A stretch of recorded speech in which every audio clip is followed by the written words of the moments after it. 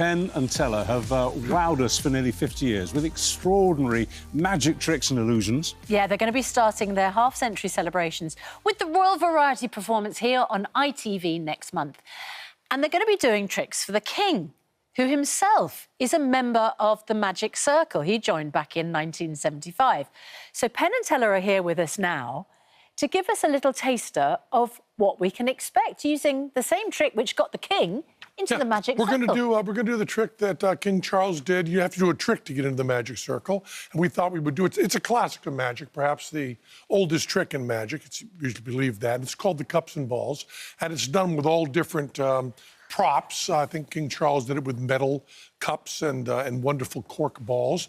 But we're from the United States of America, so we do it with plastic cups and aluminum foil balls, thus having the totally American and totally disposable cups and balls. So it goes like this, which is done all over the world. You take the ball, you place it in your hand, you vanish it, and it appears underneath the cup. As I said, that's the way it's done all the time. You take the ball, you place it in your hand, you vanish it, and it appears underneath the cup. Here's a little variation Teller came up with, where he takes the ball, places it in his hand, then he shows you underneath the cup, and it still appears underneath the cup. Now, if we take that center ball, place it in the center cup, take the two side balls, put them away, and they still appear underneath the center cup. There's a little bit of juggling, which King Charles did not do. And underneath the center cup, there's a giant ball, one more on either side. And, of course, for the finish, it's an American baseball right there. That is... Now, we thought, since we showed you how King Charles got into the Magic Circle, we would show you how we got thrown out. We're not allowed in the Magic Circle because we broke a few rules of magic with this very trick. Now, the first rule of magic is you never do the same trick twice. So we're going to do this same trick twice. Second rule of magic is you never tell an audience how a trick is being done. So I'm going to tell you exactly how this trick is being done. Third rule of magic is you never let the audience see your secret preparation. They must not know what is hidden in which pocket. And the fourth rule of magic is unwritten, but every magician in the world would agree with us in a second, that you never, ever do the cups and balls with clear plastic cups. So this is the Penn and Teller version of the cups and balls that got us thrown out of the Magic Circle. It goes like this. We take the first ball, pretend to place in our hand, have it already snuck underneath the first cup. Take the second ball, simultaneously secrete it beneath the cup, place it in our hand and show it. Take the third and final ball, pretend to place it in our hand, place it underneath the cup, place it in the cup, then secretly secrete it and reveal it.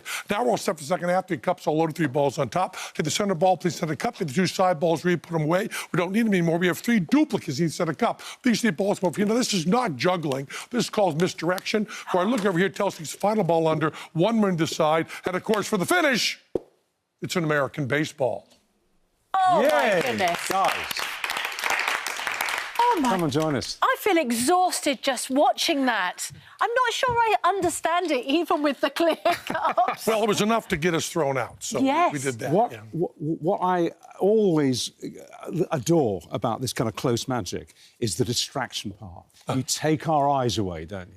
From what we think we're looking at, not really looking at the business. You make us look somewhere else. That's kind of it, isn't it? It's a kind of empathy. You know, you have to kind of know what the audience is thinking, so you can have them kind of go along with you. It's not so much you go look over here and do something over here. It's just you tell a story, so the audience is very naturally watching just where you think where they should be watching. How long have you been doing that trick for? Oh my goodness! 50 years? I mean, was that one of the first ones you learned? Not one of the first, but early. I mean, 40 years. Gee, so you could do it in your sleep. You could do it in a pitch-black room. We are doing it in our sleep. It's very early in the damn morning. I know that feeling, mate. And we are jet lagged. So we are doing it in our sleep the same way you do your show every morning. What is it about us as humans that we want to continue to believe in magic? Everybody knows that there's a trick behind the trick, but we still want to go and watch. I don't think that's really what's going on. I don't think it's that we love believing in magic. It's that the most important decision we can make any day, any time, is to ascertain what's true.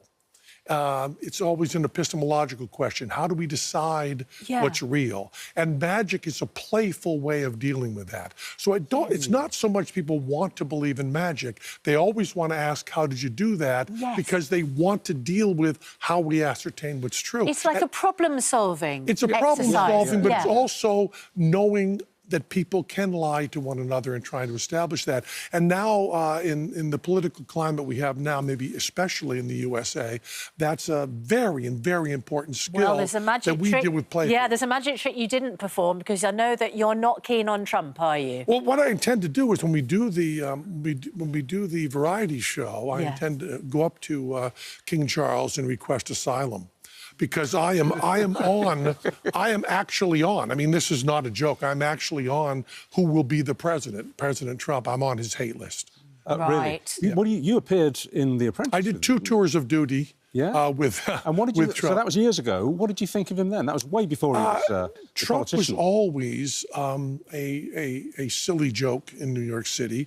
He destroyed the 2 casinos that we worked in Atlantic City, not paying people and going into bankruptcy.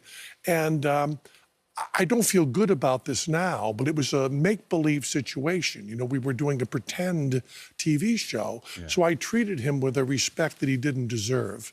And I never thought that essentially NBC would create a fictitious character that would actually have a chance of having a political career. It's way beyond my understanding. Can I take you back to magic just before we finish with Good thinking.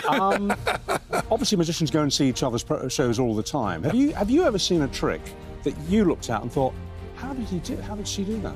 We do a whole show called Penn and Teller Fool Us. It's just about that. Really? Where the best magicians in the world come on, they do a trick for us, and the whole contest is whether we figured it out. And it's about, I don't know, about 12.5% of the people that come on are able to fool us. That's so interesting. Which is a wonderful feeling. You know, you get into magic not because you like fooling people, but because you like being fooled. And you keep chasing that first high, because the more you learn, the harder it is. But fortunately, magicians are the best they've ever been in history now. We have to perform a magic trick now ourselves, because we have to go. We're over time, but it is wonderful to see you. We're going to make you disappear.